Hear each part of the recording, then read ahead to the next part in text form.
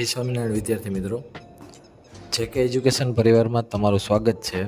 આજે મિત્રો આપણે જોવાનું છે ચેપ્ટર નંબર 2 બહુપદી। એ ધોરણ 10નો જે સિલેબસ છે એમાં મિત્રો આ ચેપ્ટર છે ને આઈએમપી છે અને આપણને આઈડિયા આવી જાય કે આવા દાખલા જ આપણને પૂછાશે। તો જો સરખું કરી લ્યો તો બોર્ડ એક્ઝામમાં તમને ઘણું મદદરૂપ થઈ શકે। અને જો તમે આપણી ચેનલ ઉપર નવા હો, ચેનલ સબસ્ક્રાઈબ નથી કરી તો પહેલાં એ કરી દો, સાથે સાથે વિડીયોને લાઈક પણ કરી દો અને ચાલો આપણે ચેપ્ટર ચાલુ કરીએ। પહેલા શું જોયું હતું? શૂન્ય અને સહગુણક વચ્ચેનો સંબંધ। હાલો, કઈ બહુપદી હતી પહેલા? સુરેખ। સુરેખ બહુપદી। શૂન્યની સંખ્યા કેટલી? 1। સૂત્ર કેટલા? 1। આલ્ફા બરાબર -b ના છેદમાં a। એના પછી આવે દ્વિઘાત બહુપદી। કઈ બહુપદી? શૂન્યો કેટલા હતા? 2। આલ્ફા અને સૂત્ર શું?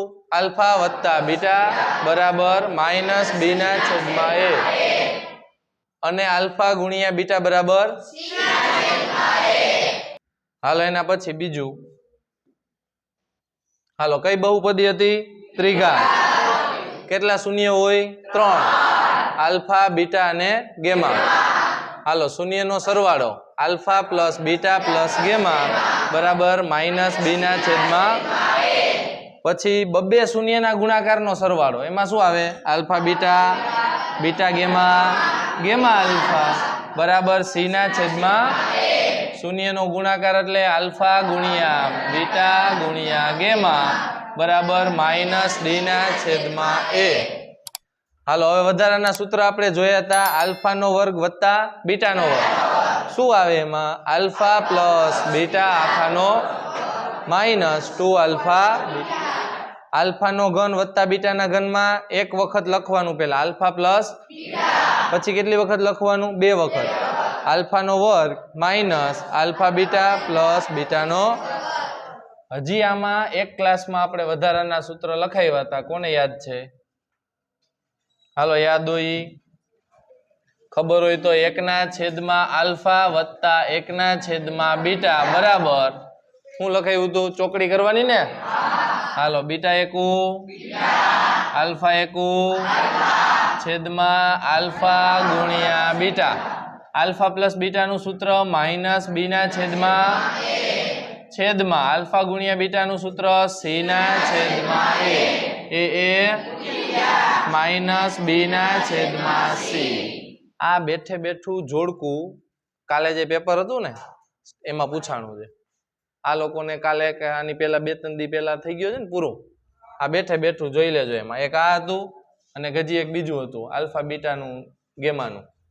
એટલે આવા છે ને આ અત્યારે થિયરી જે બીજા ચેપ્ટરની જે આખી કરી લ્યો એટલે તમારે ચેપ્ટરમાંથી કંઈ જોવા પણ ન રહીએ। 6 માર્કનું ચેપ્ટર છે તો એ 6 માર્ક આવી જાય।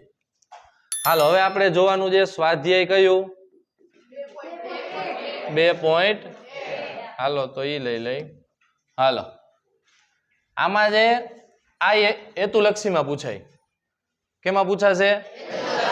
સ્વાધ્યાય 2.1 સાવ એટલે સાવ સહેલું છે। y બરાબર p of x। શું કીધું છે? y બરાબર p of x ના આલેખ આપેલા છે। હાલો, એમાં p of x ના શૂન્યની સંખ્યા કહેવાની। શું કહેવાનું? p of x ના શૂન્યની સંખ્યા। શું થાય p of x ના શૂન્યો? મતલબ આ p of x નો મતલબ થાય આ જે તમને આલેખ આપેલા છે ને ઈ x અક્ષને કેટલી વખત છેદે છે? શું થાય? મતલબ x અક્ષને કેટલી વખત છેદે છે?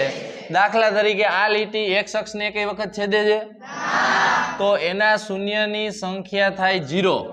તો આમાં તમારે પેલા આલેખ દોરવાનો, ખાલી પાકી બુકમાં કહું છું, બાકી ઓમાં તો MCQ જ હોય, 0 1 2 3 4 આવા MCQ હોય। તો શું આવે આમાં જવાબ? તો આપણે લખવાનું શૂન્યોની સંખ્યા બરાબર 0। હાલો, બીજામાં આ લીટી જે x અક્ષને કેટલી વખત છેદે છે? 1 વખત। તો આમાં જવાબ આવે શૂન્યની સંખ્યા 1। આમાં કેટલી વખત છેદે છે? 1 વખત, 2 વખત અને તો આમાં શૂન્યની સંખ્યા આવે 3। એના પછી આમાં કેટલી વખત છેદે છે? તો આમાં શૂન્યની સંખ્યા આવે 2। આમાં કેટલી વખત છેદે છે?